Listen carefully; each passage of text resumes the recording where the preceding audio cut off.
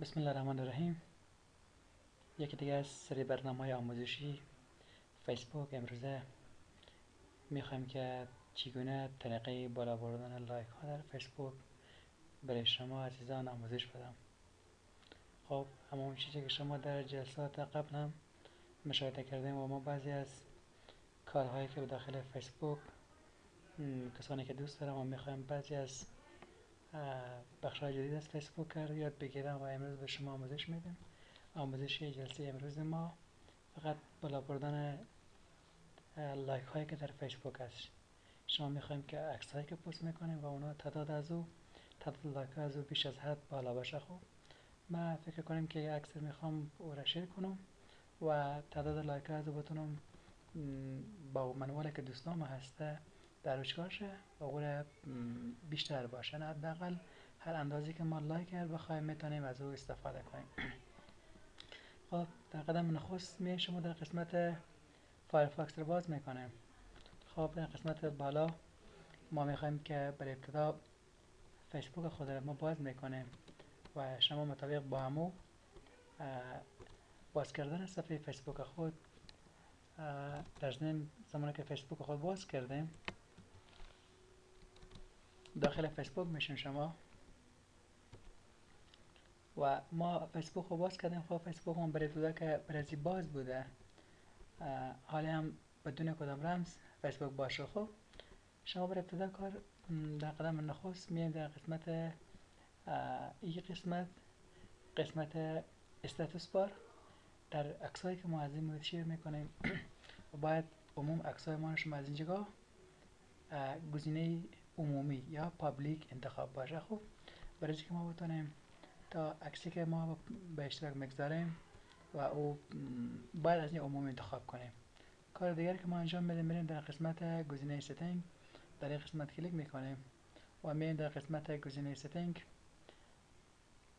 و از این آپشن و این روی کلیک میکنیم و کسانی که فیسبوک های شما فارسیه اونجا نوشته که مثال هر کس و ما فقط نوشته everybody، این فقط نباشه فرنس، فقط everybody شما رو انتخاب کنیم و پس میرین در قسمت خود فیسبوک خود این دو کار شما انتخاب میکنیم.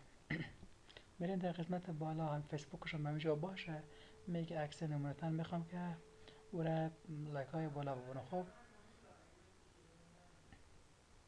ببینیم همین عکس من میخوام که لایک های زیر بالا ببرم، فقط حالا حدود 124 لایک داره و من عکس دیگر انتخاب میکنم برای بالا بردن لایک ها از او.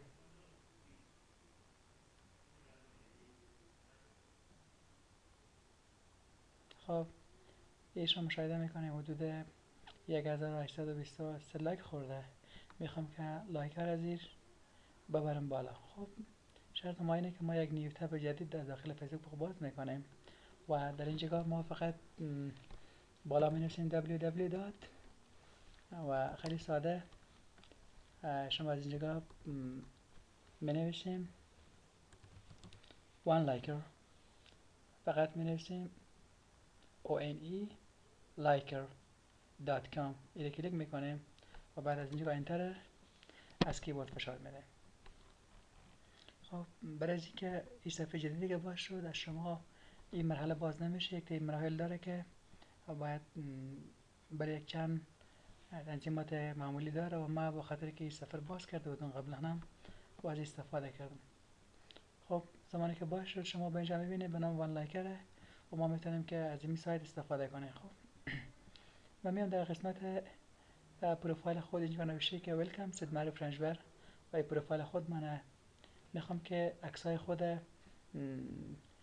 عکسایی که من در قسمت استاتوس یک پیام مثال میگذارم، بخوام تعداد کامنت های خود بالا ببرم، کاستوم آیدی رو بالا ببرم یا تعداد لایک هایی که در فوتوه و این دل بخواه. من میگم که قسمت فوتور کلیک میکنم، میخوام عکسای فوتور رو ببرم بالا.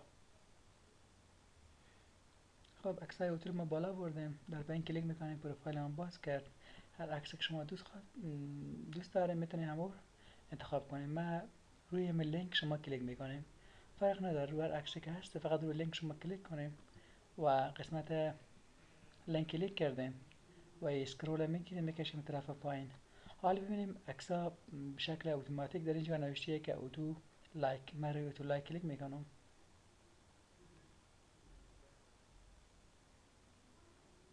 خب برای چند ثانیه منتظر میمانه.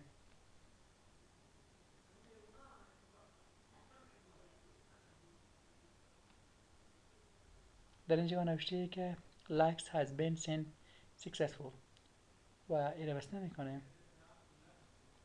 بریم در قسمت گزینه تب دیگر داخل فیسبوک خود. خب و اینجا تعداد لایک ها ما بود حال شد 1946 تا 45 تا 1800 بود و ما توانستیم که 140 لایک دیگر ببریم بالا ببریم. خب به این منوال میتونه که روی تمام عکسای خود ما تعداد لایک هایی که داریم بالا ببریم. خب اگر بخوایم که باز دوباره همین مراحل شما طی بکنیم، کافیه که پس یک دفعه شما طرف عقب برگردیم و پس عکس انتخاب کنیم و یا اگر او کارم نکردیم میتونیم در اینجا فقط با روی عکس کلیک کنیم. این بار به شما مدت زمان میده برای 8 دقیقه یا 10 دقیقه باز میتونید شما دوباره 150 لایک دیگر رو از این تطبیق کنیم و خدا کند که ثمره خوبی از این برده باشیم و شما را میسپاریم به الله کریم و روز همه شما خوش. الله حافظ شما.